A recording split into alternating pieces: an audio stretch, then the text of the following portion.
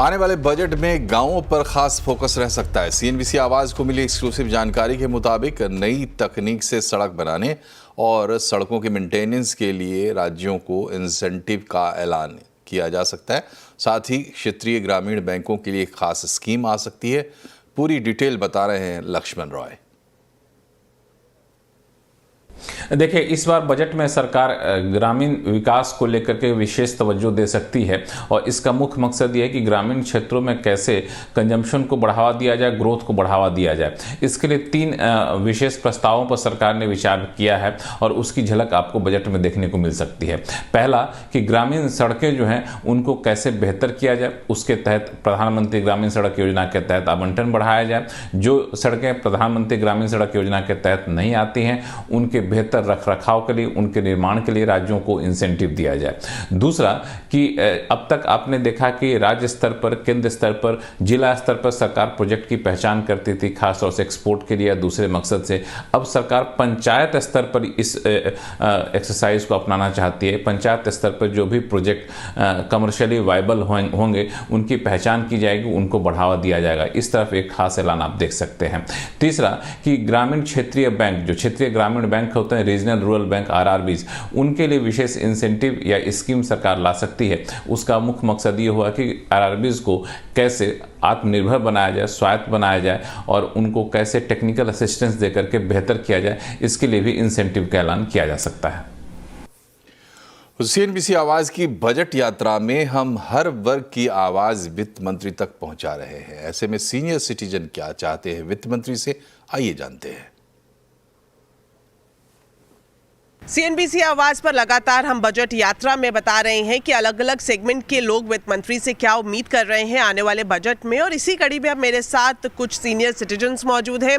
इन्हीं से ही जानते हैं कि इनकी क्या उम्मीदें हैं, क्या मांग है वित्त मंत्री से। सर, सबसे पहले आप बताएं, बजट आने वाला है, 1 फरवरी को बजट पेश होगा, आप क्या उम्मीद कर रहे हैं वित्त मंत्री से? सबसे ज़्यादा ये उम्मीद कर रहे हैं कि हमने अपनी लाइफ सारी कंट्री को दे दिया है या गवर्नमेंट को दे दिया है। No we are just like a cream, but that should be we should be utilized for that.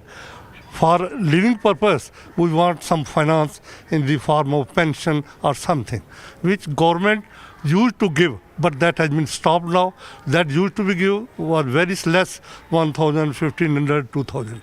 But for living at this stage, you can realize that children are busy with their own family or children. They are not caring for their elders, parents or grandparents or whatever you can say.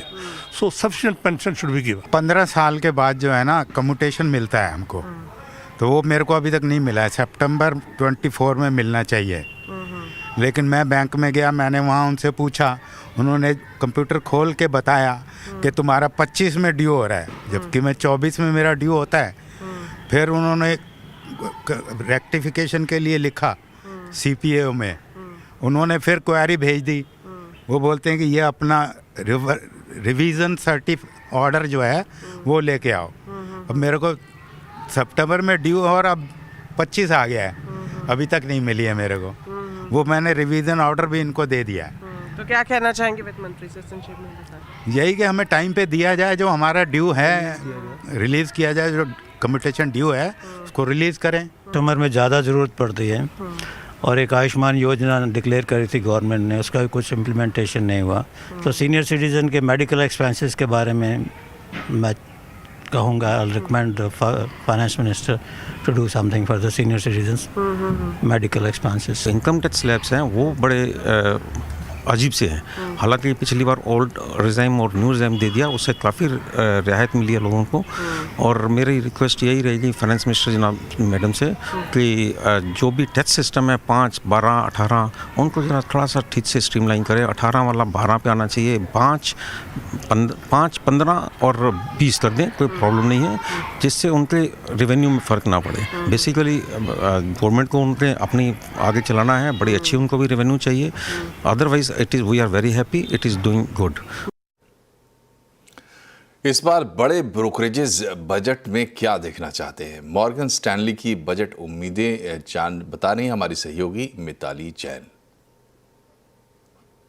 तो Morgan Stanley की जो budget की उम्मीदें हैं उन पर बात करें तो सबसे पहले फिस्कल डेफिसिट का टारगेट उन्होंने 4.5% तक उन्होंने बताया कि पॉसिबल लग रहा है। FY26 में उनका मानना है कि डिसइन्वेस्टमेंट टारगेट जो है वो 35,000 करोड़ तक पूरा हो सकता है।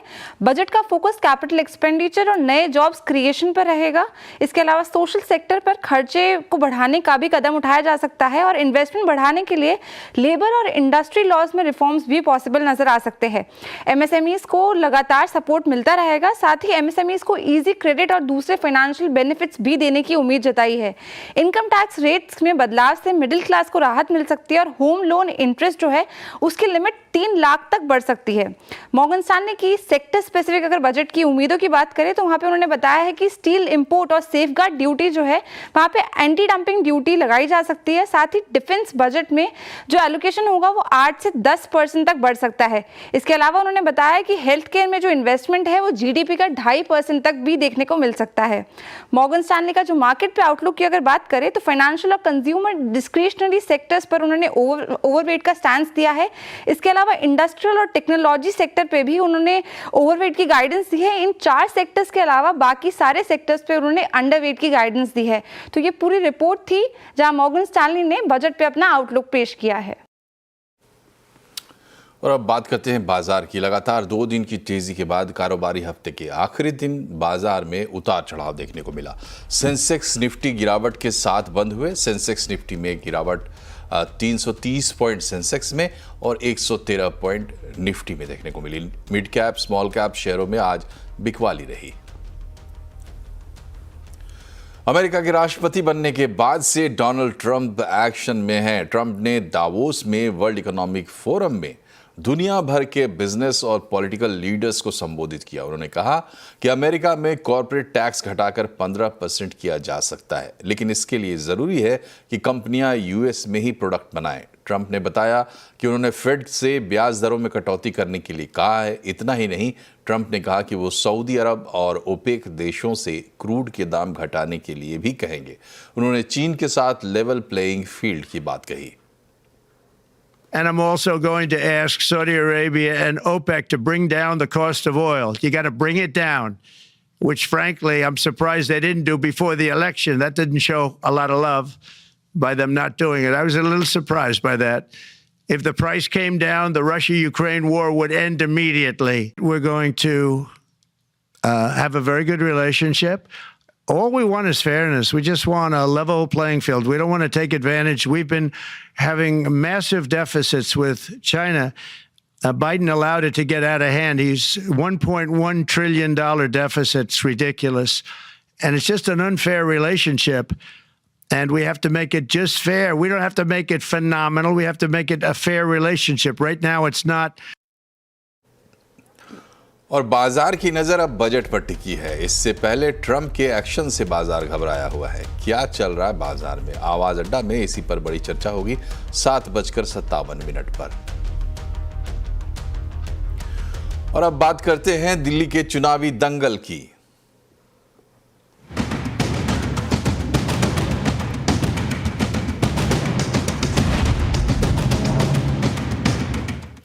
कालकाजी से मुख्यमंत्री आतिशी चुनावी मैदान में है और उनके मुकाबले में बीजेपी के पूर्व सांसद रमेश बिधूड़ी और कांग्रेस से अलका लांबा। यहां जनता का मूड क्या है, जानने की कोशिश की दीपाली नंदा ने। पैदा तो बहुत कम हुआ है, नुकसान ज़्यादा हुए हैं क्योंकि जगह जगह पर वेंडर्स इन्होंने बिठा दिए। रोड्स की, पार्क की डेवलपमेंट नहीं है, बिल्कुल भी सीवर सिस्टम की डेवलपमेंट नहीं है। अब जब इलेक्शंस आ गए तो अब सीवर सिस्टम भी जो है डलना शुरू हो गया है। डेवलपमेंट तो हुआ है, कभी कभी मतलब पार्कों की सफाई भी हो जाती है बोलने पे, बिना बोले कुछ नहीं होता यहाँ पे। कभी कभी पेड़ की कटिंग रह जाती है, वो कभी कभी बोल के रोज़ रोज़ जाके बोलना पड़ता है जब कटिंग होती है। सीवर की सफाई नहीं हो पाती है। CCTV लगवा दिए गए हैं। कुछ कभी चोरियाँ भी यहाँ बहुत हो जाती हैं। सेफ्टी बिल्कुल नहीं है यहाँ पे। सेफ्टी तो नहीं है, हमारे बाकी ब्लॉक्स का मैं कुछ नहीं कह सकती, लेकिन हमारे ब्लॉक में इतनी सेफ्टी नहीं है। हमें अगर लेट नाइट या कभी अंधेरे में वॉक करने आना, लाइटें बहुत लगी हैं, लेकिन कुछ ऐसे शरारती तत्व होते हैं उस वक्त, तो क्योंकि हम चाहते हैं कि वहाँ पुलिस का भी होता रहे थोड़ा, ताकि हम सेफ़ रहें। पार्कों की सफाई नहीं है, बिल्कुल भी नहीं है, कोई डेवलपमेंट नहीं है, कोई माली नहीं है। उनको बोलो तो बोलते हैं ये काम उस सरकार के अंडर आता है, बीजेपी के उसमें आता है तो वो कराएंगे, उनकी काउंसलर है, काउंसलर जी को बोलो तो वो ये इनके उसमें। हमें तो यही समझ में नहीं आता कि कौन सी चीज़ किसके अंडर है। तो हमें तो काम से मतलब है। देखो आए हैं और इनको अपने उसमें सत्ता में तो इनको काम करना चाहिए, लेकिन ये लोग नहीं करते हैं। ये जो फ्री बीस, एक पार्टी अगर 1800 कहती है, दूसरी 2000 कह देती है, तीसरी 2400 बढ़ के कह देती है। सबसे पहले तो अगर ये हमें नहीं चाहिए, क्योंकि हम मिडिल क्लास हैं, हम टैक्स पे ही हैं, हम मेहनत करके खाना चाहते हैं, लेकिन हमें फैसिलिटीज़ तो दें जितना हम टैक्स पे करते हैं। अगर उस टैक्स को वो फ्री में उड़ा देंगे, क्योंकि जो भी लोअर तबका है, जो भी अंडर प्रिविलेज लोग हैं, उनके लिए तो ये बहुत बहुत बड़ा बोनंजा होता है कि उनको दे दिया जाए। लेकिन उससे एक हम जैसे लोग जो कि मिडिल क्लास है, जो टैक्स देते हैं, उनको तो कोई फ़ायदा नहीं है। और हम फिर कहेंगे हमें नहीं चाहिए मुफ्त की चीज़ें। जितना पैसा वो हमें देना चाहते हैं, अपने मैनिफेस्टो में वो डेवलपमेंट की चीज़ें क्यों नहीं लिखते हैं कि हम ये डेवलपमेंट करेंगे। फ्री दे के लेडीज़ से वोट लेना, या लेडीज़ घर में सब कोई इनिशिएट करेंगे कि हाँ हमें फ्री मिल रहा है। कितने दिन, आप पंजाब का हाल देख लीजिए, कितना फ्री मिल गया। आप दिल्ली का हाल देख लीजिए। और इलेक्शन के नज़दीक ये सब चीज़ें क्यों बांटी जाती हैं? काफ़ी सुना गया है, चेन स्नैचिंग वगैरह, इवन पर्स स्नैचिंग, इससे काफ़ी चल रहा है। और पार्क में भी जैसे अननोन्स आके बैठ जाते हैं, तो कोई सेफ्टी नहीं है यहाँ पर। तो कुछ पार्क मेंटेन करें, या अननोन्स को कुछ ऐसी सुरक्षा दें कि यहाँ पे अननोन्स ना आके बैठें। ऐसे लगता है जैसे वो अननोन्स आके यहाँ बैठते हैं, रेकी करते हैं, फिर वही सभी इस तरह के इंसिडेंट करते हैं। बिल्कुल बिल्कुल। तो मेन है कि ये सब रोका जाए पहले। अगर एक सरकार होती है तो वो ब्लेम गेम ख़त्म हो जाता है। वो कहता है उसकी जिम्मेवारी है, वो कहता है उसकी जिम्मेवारी है। तो इस जिम्मेवारी को ख़त्म करने के लिए हम भी चाहेंगे कि एक बार तो एक ही सरकार आए, ताकि हमें भी पता चले कि हमें क्या मिल रहा है, क्या नहीं मिल रहा। और दिल्ली में आम आदमी पार्टी ने पंडितों ग्रंथियों के लिए 18,000 रुपए महीने देने का ऐलान किया है। कालकाजी विधानसभा क्षेत्र में CNBC आवाज ने जानने की कोशिश की कि इस योजना पर इलाके के पंडित क्या सोचते हैं। तो दिल्ली की कालकाजी विधानसभा क्षेत्र में इस वक्त हम मौजूद हैं। आतिशी जो मुख्यमंत्री हैं दिल्ली की, वो यहाँ से तीसरी बार चुनावी मैदान में हैं। और आप देख सकते होंगे कि हमारे साथ कुछ ब्राह्मण मौजूद हैं, और इनके साथ हम बातचीत इसलिए कर रहे हैं क्योंकि अब चुनाव में कुछ ही दिन दूर है। ऐसे में जो वादे राजनीतिक पार्टियों की तरफ से किए जा रहे हैं, उस पर इनकी क्या प्रतिक्रिया है, ये जानेंगे। सर, सबसे पहले आपसे जानना चाहेंगे, यहाँ पर अगर पिछले 10 साल को देखा जाए तो आम आदमी पार्टी की सरकार है, आपके इलाके में कुछ सुधार हुआ है? जी, सुधार हुआ है, क्योंकि केजरीवाल जी का कार्य हमें ये पसंद है कि जो सबसे पहले जो सरकारी स्कूल हैं उसमें उन्होंने बहुत अच्छा सुधार कर रखा है। बच्चों की पढ़ाई लिखाई की व्यवस्था, साफ़ सफाई का बहुत अच्छा कार्य चल रहा है। बाकी 200 यूनिट बिजली का बिल फ्री है, पानी 2000 लीटर फ्री है। लेकिन ये जो 18,000 रुपये वाली बात उन्होंने कहा है, क्योंकि ये हर पार्टी वादा कर रही। 2100 रुपये केजरीवाल जी ने कहा है महिलाओं के लिए, बीजेपी ने 2500 कहा है, और कांग्रेस ने 3000 रुपये कहा, और 18,000 रुपये पंडितों के लिए और ग्रंथियों के लिए कहा है। लेकिन हमें इस पर अभी विश्वास नहीं हो रहा है, क्योंकि जो 17 महीने 18 महीने से मौलवियों के पैसे थे 18,000 रुपये महीने, वो उनको नहीं मिल पा रहे। तो विरोध कर रहे हैं कि हमें पैसे ये दे नहीं पा रहे हैं, तो ये कहाँ से ग्रंथियों को और ब्राह्मणों को देंगे। तो अभी बहुत काम बाकी हैं। अभी बहुत से, आप गोविंदपुरी में चले जाओ, जो आतिशी जी मुख्यमंत्री हैं, वहाँ सारी गलियाँ खोदी पड़ी रहती हैं। जब इलेक्शन आता है तो उस पर लोग ध्यान देना शुरू करते हैं, उसके बाद में कोई देखने वाला नहीं होता है। उसके बाद में बिजली पानी का केजरीवाल जी के शासन में अच्छा काम हुआ है, जो भी उन्होंने वादा किया था वो किया है। लेकिन जो 18,000 रुपये कह रहे हैं देने के लिए, इस पर मतलब दिल गवाही नहीं करता है कि मिलेगा। क्योंकि देना होता तो जब मौलवियों को उन्होंने तनख्वाह लगाया था तभी ब्राह्मणों का भी लगा सकते थे, क्योंकि अब उनके चुनाव को देखते हुए उन्होंने इतना बड़ा ऐलान कर दिया। आपका ये चुनाव को देखते हुए उन्होंने ऐलान किया है कि अब हमारी कोई गड़बड़ी तो नहीं हो रही है, मैं खुला बोल रहा हूँ, उसमें कोई हमें डरने वाली बात नहीं है। तो उनको ये लगता है कि अब हमें ब्राह्मण और ग्रंथियों का हमें सहयोग चाहिए तो मैं जीत सकता हूँ। अब उनके जानकारी में आया कि सनातन धर्म होता क्या है, अब उनके दिमाग में आ गया है। तो आने वाले टाइम में अगर सरकार उनकी बनती है तो दे भी सकते हैं, ठीक है।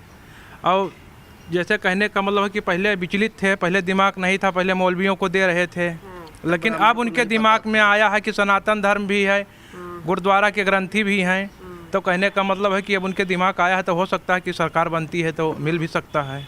जी आप बताएं कि आप क्या कहेंगे कि जिस तरह से महिलाओं को 2100 रुपये देने का वादा किया गया है, बीजेपी कह रही है कि हम 2500 दे देंगे, कांग्रेस कह रही है हम 3000 रुपये दे देंगे, क्या यही सब कुछ फ्री में बांटना ही सब कुछ है या फिर हकीकत में कुछ सुधार भी आपके एरिया में होना चाहिए? अब जिसका सरकार बनेगा भाई उस हिसाब से वो काम करेंगे।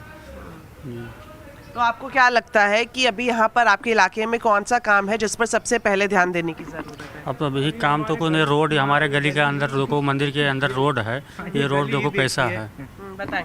ये गली देखिए कि ये 14 साल हमको देखते हुए हो गया, इसकी ये हालत देखिए, उसके बाद में इधर आइए, ये एमसीडी का जो सरकार है, जब आप आ ही गए हो, ये देखिए कि ये मंदिर का द्वार है और ये सीवर है, ठीक है, कितनी गंदगी, इतनी गंदगी होना चाहिए? तुलसी मैया का ये वृक्ष है और ये मंदिर है। अच्छा, उसके बाद में 1 मिनट आप इधर आइए, इसको थोड़ा दिखाइए भैया, इसको नगर निगम वाले, एमसीडी वाले, ये किसी के नज़र में नहीं है कि इसको बंद कर दिया जाए। इसमें लोग बैठते हैं, बाथरूम करते हैं, अनर्गल काम खाते पीते हैं। अगर किसी की माँ बहन बेटियां आती हैं मंदिर में दर्शन करने के लिए तो उनको डर लगता है कि रात में हम चलें, इसमें पता नहीं कौन सा लोग निकल पड़े, क्या मार दें, क्या कर दें। तो इससे कहने का मतलब है ये रोड देखिए, इसको दिखाइए, ये दिखाइए, ये कृष्णा मार्केट का ये रोड है। तो कभी आपने विधायक के पास जाकर इसकी शिकायत की? आपने बताया? जैसे कहने का मतलब हम तो ब्राह्मण हैं, परदेसी आदमी हैं, लेकिन कहने का मतलब है कि ये गली है, 4, 6, 8 घर हैं, ये ऐसा रोड है, तो ये कहने का मतलब वोट लेने के लिए लोग आते हैं मंदिर में मीटिंग करते हैं, तब ये उनको नज़र नहीं आती है कि ये कार्य हमको करवाना चाहिए। बिल्कुल बिल्कुल। तो बड़ी बातें इन्होंने, जितने भी हमारे साथ पंडित मौजूद थे, उन्होंने दिखाया कि किस तरह से यहाँ पर वादे तो किए जा रहे हैं, ग्रंथियों को, पंडितों को फ्री में कुछ ना कुछ रकम मुहैया कराई जाएगी, लेकिन जो हकीकत है, जो स्थिति है इस इलाके की, खासतौर पर जिस गली का इन्होंने हमें दृश्य दिखाया कि मंदिर के ठीक सामने काफ़ी ज़्यादा बुरी स्थिति है गली की, तो जो विधायक हैं, जो यहाँ के लोकल काउंसलर हैं, उनका ध्यान इस ओर जाना चाहिए। सिर्फ मंदिर में मीटिंग करने से ही जीत हासिल करना मुश्किल है, काम करना ज़रूरी है। दीपाली नंदा, दिल्ली। और फिलहाल एक छोटा सा ब्रेक, लेकिन खबरें अभी और भी हैं, बने रहिए हमारे साथ।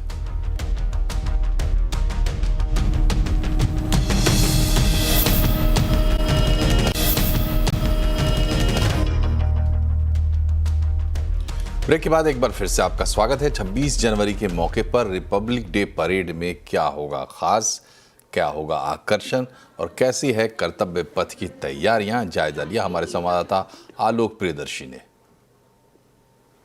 देश तैयार है 76वें रिपब्लिक डे सेलिब्रेशन के लिए और इस वक्त हम मौजूद हैं राजधानी दिल्ली के कर्तव्य पथ पर, जहां हर साल की तरह इस बार यहां भव्य परेड और झांकी निकाली जाएगी।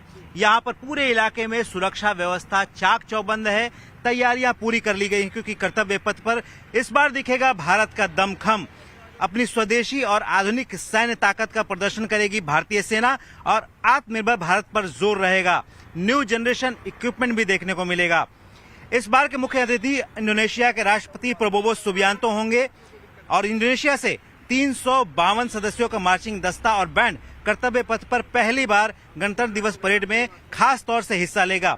परेड की शुरुआत सुबह 10:30 बजे से होगी, जिसमें 18 मार्चिंग कंटिंजेंट, 15 बैंड और कुल 31 टेबल्यू शामिल होंगे। कुल मिलाकर इस बार करीब 5000 से ज्यादा कर्तव्य पथ पर कलाकार अपनी प्रस्तुति देंगे। इस बार 26 जनवरी परेड की थीम स्वर्णिम भारत, विरासत और विकास रखी गई है, जिसमें केंद्र शासित राज्यों समेत कुल 16 राज्यों और 10 मंत्रालयों और विभागों की कर्तव्य पथ पर झांकियां निकाली जाएंगी। इस दौरान खास उत्तर प्रदेश की झांकी होगी, जो महाकुंभ पर आधारित होगी।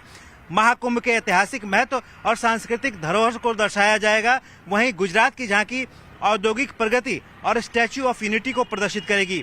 ग्रामीण विकास मंत्रालय की झांकी लखपति दीदी स्कीम के जरिए महिलाओं की आर्थिक सफलता को दर्शाया जाएगा। और खास बात, अगर जो यहाँ पर आ रहे हैं 26 जनवरी का परेड देखने के लिए, उनके लिए खास आकर्षण रहेंगे रोबोटिक म्यूल्स। जी हाँ, इस बार फर्स्ट टाइम रोबोटिक म्यूल्स इस परेड में हिस्सा लेंगे। ये भारतीय सेना के लिए सामान और राशन पहुंचाने के लिए जो हाई एल्टीट्यूड पर अभी खच्चर करते हैं, उसका काम करेंगे। इनको आगे और ट्रेन और ज़्यादा इसको डेवलप किया जाएगा। तो ये रोबोटिक म्यूल्स इस बार 26 जनवरी की परेड के खास आकर्षण रहने वाले हैं। कैमरामैन अखिलेश वर्मा के साथ आलोक प्रियदर्शी, CNBC आवाज, दिल्ली। तो इसी के साथ बुलेटिन में फिलहाल इतना ही, लेकिन खबरों पर अपडेट रहिए, जुड़े रहिए CNBC आवाज से हमारे सोशल मीडिया हैंडल्स के जरिए। नमस्कार।